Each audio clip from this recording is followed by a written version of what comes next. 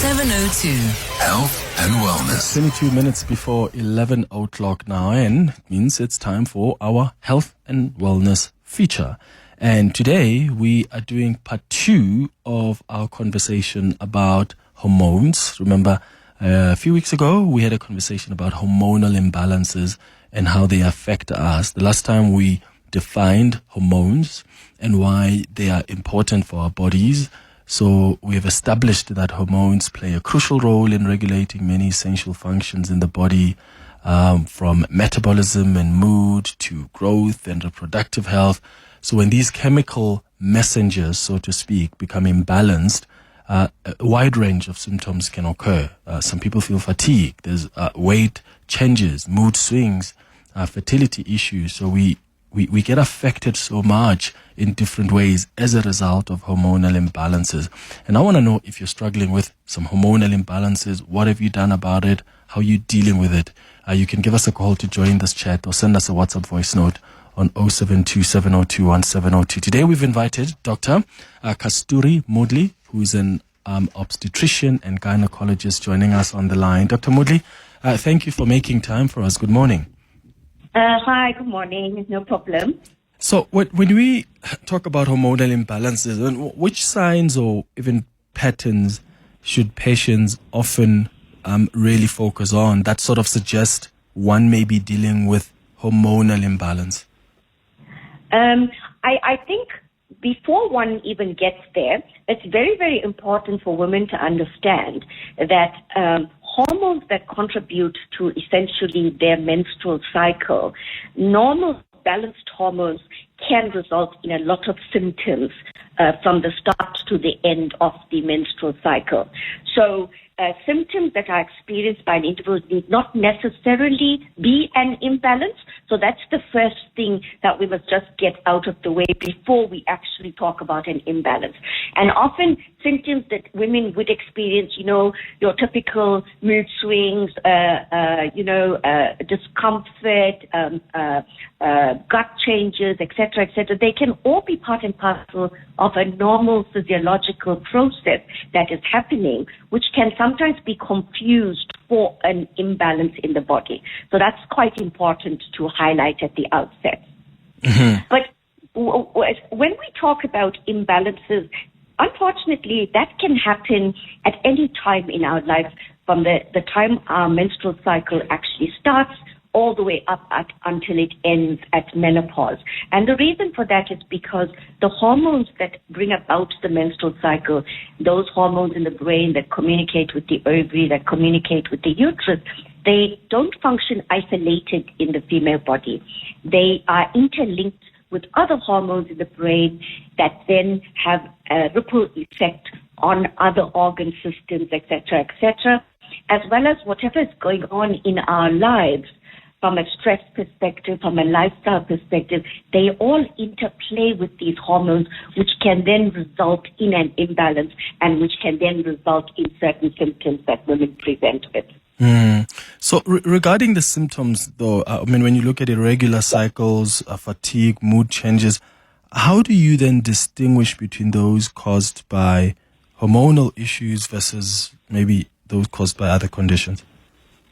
So this is why a regular gynecological visit, a regular visit to your gynae is so important, because at that visit, whether it's yearly or, we take a very detailed history at each of those yearly visits.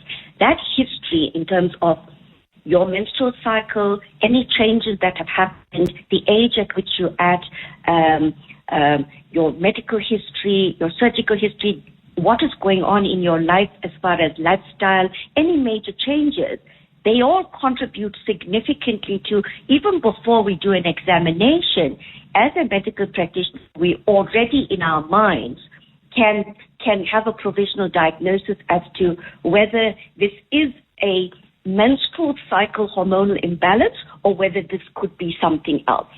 And when we do the examination then sort of cements this diagnosis in terms of when we look at the uterus and look at the ovaries with our ultrasound scanning and we do the pap smear, then we've sort of excluded a lot of sinister pathological conditions. So when we don't find anything physical going on with the organs, we can then safely say to the patient that most likely there is an imbalance in your hormones, and let's now address it from there. Mm-hmm.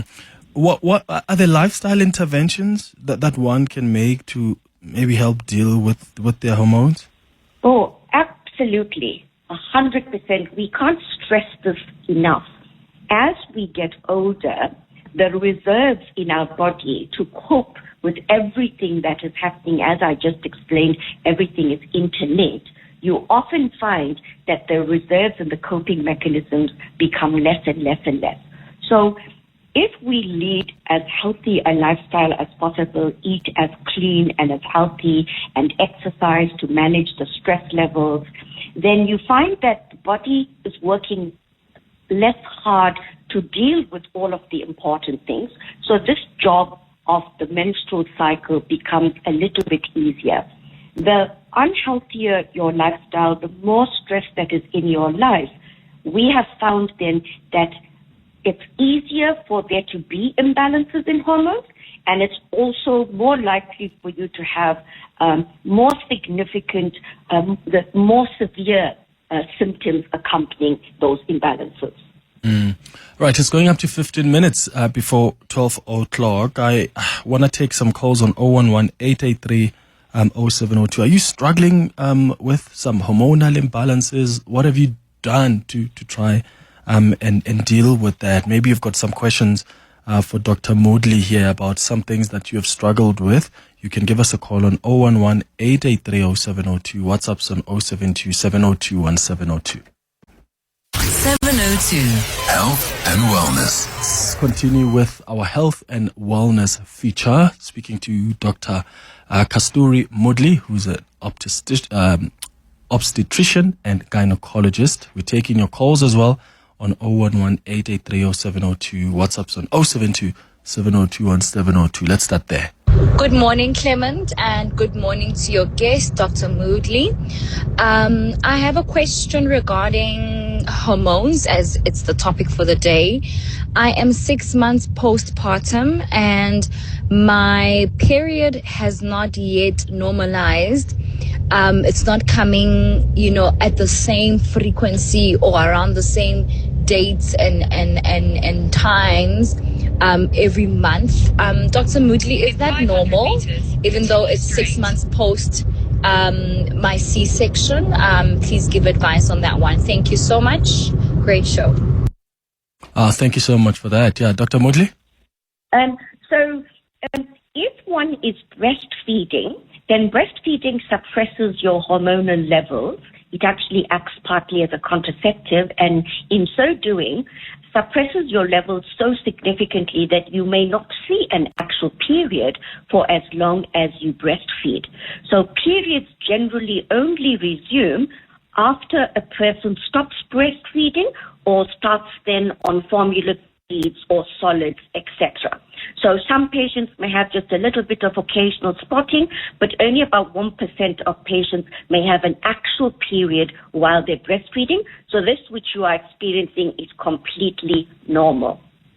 Okay, so completely normal. Thank you for that. Doctor, there's someone else who was asking about being very sleepy during the day. Please can you ask the doctor what may be the cause of becoming very sleepy during the day, regardless of the hours slept?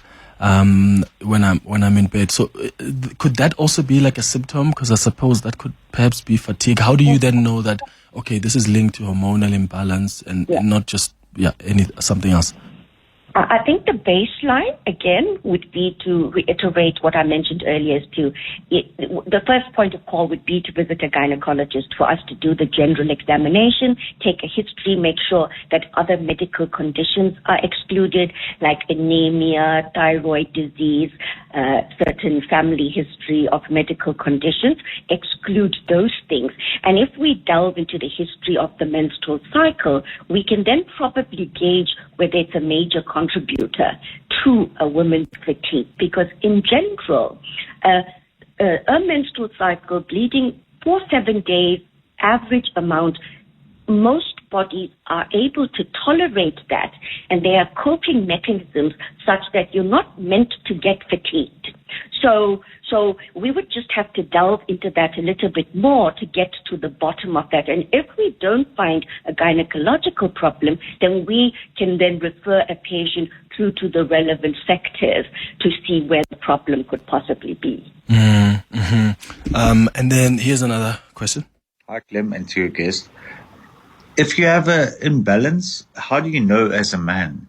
Like, are there certain symptoms or signs, or how does that happen? Thanks, Dave from Pretoria. Thank you, Dave. Dr. Moodley? So, males, well, we don't deal with them, not unless we're dealing with fertility. It would be the urologist who would actually then do a hormonal assay to see whether the different hormonal levels are within normal limits or not. So from a male perspective, that's encroaching a little bit into it's the urologist who will actually determine that. Most certainly, imbalances can contribute to fatigue, but fatigue is a very complex symptom. And in our current society of life being so stressful and so fast-paced, there could be multiple reasons for fatigue. So I don't think we should go immediately to a hormonal imbalance until you've seen a doctor and you've got a baseline of what is going on with one's hormones. Okay. There's a question about like the medical interventions that exist to deal with hormonal imbalance. I mean, for instance, prescribing hormone therapies, like even combined oral contraceptives. When do you then prescribe that, and does it help in regulating the hormones? So we give the body a minimum of 3 months. So if a menstrual cycle goes off in a particular month and we haven't found any problems and we've reassured the patient that there's nothing serious going on and she's happy with our explanation, then we advise the patient we don't need to intervene. We'll just wait, and usually 9 times out of 10 in the months that follow, the brain readjusts and realigns and the menstrual cycle is back to a new normal. If irregularity is going on for 3 or more months, then we know that the brain is too overwhelmed and it can't sort it out on its own. So that's when we then advise about medical interventions.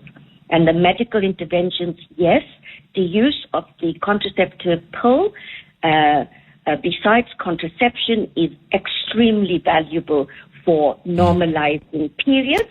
We would then give it for a minimum of 6 months, review a patient after 6 months, and depending on the circumstances, then decide on whether we should continue or not. Yeah. Do these hormonal issues mostly affect women, Dr. Moodley?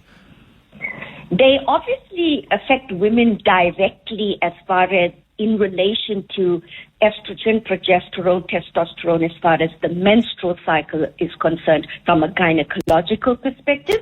They obviously have an indirect effect on the male because any female that has a partner, is in the workplace, is a mother, that is obviously going to have an impact on all the people around her. So although it may not be direct, there's most certainly an indirect, especially when a person can't understand why is a person behaving in that manner, you see. Yeah. Yeah. Jen is asking, please can you ask the doctor if ashwagandha actually helps with hormonal imbalance? So I'm not against any alternate form of therapies, including health products. Unfortunately, hello, can you hear me? Yes, we can, Doc. Okay. Unfortunately, a lot of health products have not been exposed to stringent testing. So we base our treatments and our advice on scientific evidence. And so we would always advocate for, when our patients come to us, most of them are extremely frustrated and they want to know what's going on and they want a solution that is going to resolve the issue. So the use of the hormonal methods that we have has been exposed to stringent testing. We have the evidence to back it up, and we know that within a fixed period of time, the problem will be resolved. So when patients say, can I use something else? You can, but I can't guarantee whether it may or may not work and whether it's just a placebo effect or not. It's very variable from patient to patient. Okay. Another message here says, for the past 2 months, my period has been prolonged for about 2 to 3 weeks. I'm currently on the Evra patch. I've been on it for a few years now, and I've never experienced this. That's a question there from Sweetness. Is that something to do? Yeah. So the age of the patient would be very important. And again, what all is going on in the patient's life, anything major as far as medical, surgical, and lifestyle. But the age is of particular importance because in as much as we may be on a particular agent for a particular reason, contraception, as we get older, our body adjusts to an agent, and there does come a point where maybe it adjusts too well, maybe a change is needed, maybe the patches are not being applied correctly, maybe they are peeling off the body, so the absorption is not, but a lot of factors can contribute. So my advice would be she must go and see her gynecologist and discuss, and then they can go through all the different reasons for why she's currently having this irregular bleeding. Okay. Thank you so much for that, Dr. Kasturi Moodley. Really appreciate your time. She's a gynecologist, obstetrician, just guiding us through this chat about hormonal imbalances and what you need to be aware of. It's going